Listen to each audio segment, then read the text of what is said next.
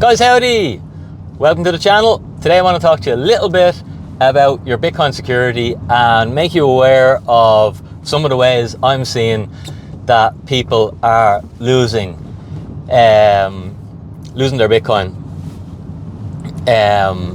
lately. So, and I just want to give you some hard and fast rules, and hopefully you share them with anyone you care about, so they don't have to lose their Bitcoin either. Welcome to the channel. If you're new here, we're Ireland's first Bitcoin consulting company, and we help people to understand Bitcoin in a really simple way. And we help them to build a pension plan over it, build a long-term accumulation strategy, and help them with their custody so that they have inheritance plans in place, and they don't need to ever worry about any of this stuff. But first off, people lose their Bitcoin by keeping it online, okay? This one's pretty obvious, but some people don't get it. If it's online, if you can log into your app on your phone and access your Bitcoin,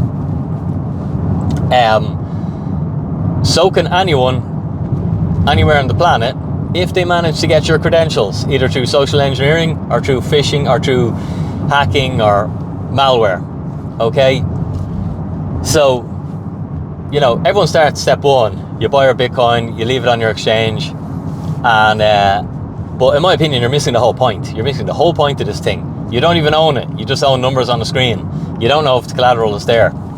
And we see this go wrong. We won't go into it. We've gone into it loads of videos, but you've seen all the companies blow up over the years. So that's a no-no. But the second way, and this catches out even experienced people, or so-called experienced people. No, I'll say experienced people. There's one hard and fast rule, and if you can understand this rule, you will protect yourself to a huge degree.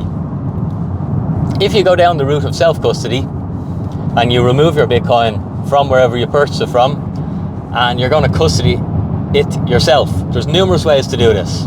Okay, the beginner level is to buy a signing key, like a Ledger or a Trezor or something like that, withdraw your Bitcoin to that, and then like hide that in your house somewhere. Like, that's fine for small amounts of Bitcoin.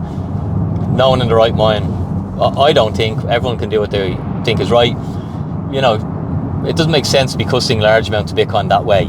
Okay, so you can talk about how you get around those problems. We won't cover that today. We're just going to cover if you've gone that route.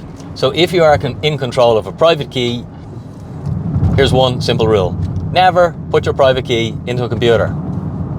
Never type it into a computer. Never take a photograph of it. Your private key, your words, your recovery phrase must only stay in the physical world. Okay? So it never goes into the digital world. Now, the second rule on this, which is more important than the first one, because this is where it goes wrong, is you never give that to anyone. You don't give it to your exchange. You don't give it to your wallet provider. You don't give it to a policeman. Anyone. Because this is how it goes wrong. Even the first 4 digits. That's all you need, Dinny. I know, but most people don't know that. So sometimes they're fooled into only giving the first 4 digits of their private key. So a private key is something individual, is something only you see. The only person who you might share it with is someone who you want to give your Bitcoin to. So it'll be someone that you trust.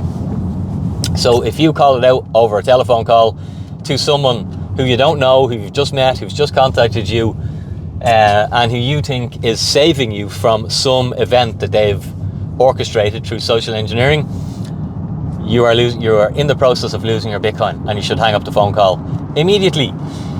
So if you can abide by that one rule, and if you can share that with your friends and family who you got into Bitcoin, who you told to Bitcoin, who you convinced them how great Bitcoin was, but you never told them that one important rule, because these are the people who lose everything. And then they contact me after the fact, and I can't help them. They want to come and book my highest tier consultation. I'm like, save your money, don't book it. Sometimes they have booked it, I've refunded them, I've rang them up and says, I'm sorry, there's nothing you can do. I'd love to have seen you last week, last month, so we could have sorted all this out, but now it's too late. So it's up to you to warn them, to help them. That one fast rule: never share a private key online and never give it to anybody. And if you can do that, you will be ahead of a vast majority of the way people are losing their Bitcoin at the moment. Guys, I hope you got a little bit of value out of that. Share the message and hit the like button. Any comments, stick them below. And if you need help with your custody, if you're not sure if it's done right, if you're not sure if your wallet's set up right, you haven't tested your backup, you're not sure if you need to use a multi-sig, you're not sure how to store keys, all this sort of stuff, if you'd like expert guidance, make sure you give us a shout. You'll find me on bitcoinwithdinny.com. That's the only way to get in contact with me. Have a super day, Dinny out.